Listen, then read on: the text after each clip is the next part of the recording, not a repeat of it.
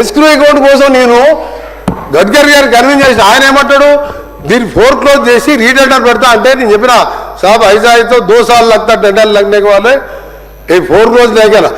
అదేవిధంగా హైదరాబాద్ విజయవాడ కూడా జిఎంఆర్ది ఫోర్క్లోజ్ చేసి నేను టెండర్ పెడతా అంటే నేను అప్పుడు చెప్పిన మీరు కంపెన్సేషన్ నుంచి క్లోజ్ చేయండి ఆ తర్వాత ఎన్హెచ్ఏ టోల్ కలెక్ట్ చేసుకోండి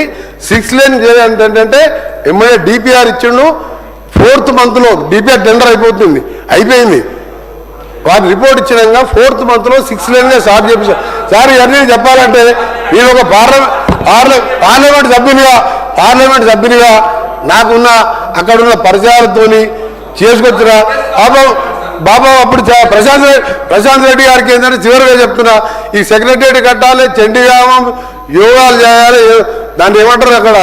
ప్రగతి భవన్లో ఫామ్ హౌస్లో యాగాలు యజ్ఞాలు చూసుకోవాలన్నా సెక్రటరియట్ కట్టాలన్నా ప్రగతి భవన్ చూసుకోవాలన్నా నాకేమో యాగాలు యజ్ఞాలు లేవు రోడ్లు వేయాలి బ్రిడ్జిలు కట్టాలి నా పని అది వారి పని అది అందుకని మీరు మళ్ళా వేరే ఫామ్లో రమ్మంది సార్ అన్ని మాట్లాడదాం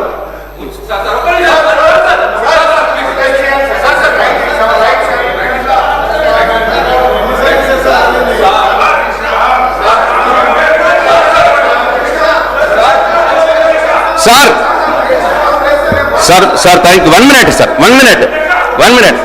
సార్ నేను అడిగిన ప్రశ్నలకు ఆయన సమాధానాలు ఇవ్వకుండా మళ్ళీ అన్ని గవ్వే సత్యదూరమైన మాటలు మాట్లాడినాడు నంబర్ 1 నంబర్ 2 సార్ నన్ను యాగాలు చేసామని చెప్పి నన్ను అవమానపరిచినాడు సెక్రటరియట్ కట్టినామని అవమానపరిచినాడు నేను యాగాలు చేస్తా సార్ నాకు భక్తి ఉన్నది దేవుడి మీద భక్తి ఉన్నది సార్ నాకు వాటరు నీళ్ళు నేను అనను సార్ చేపల పులుసు నేను తినను సార్ ఎక్కడంటే అక్కడ సార్ ఇట్లా సార్ యాగాలు చేసామని అనుమానిస్తే ఇక దాన్ని మీకే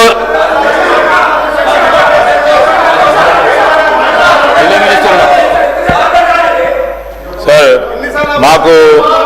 ప్రశాంత్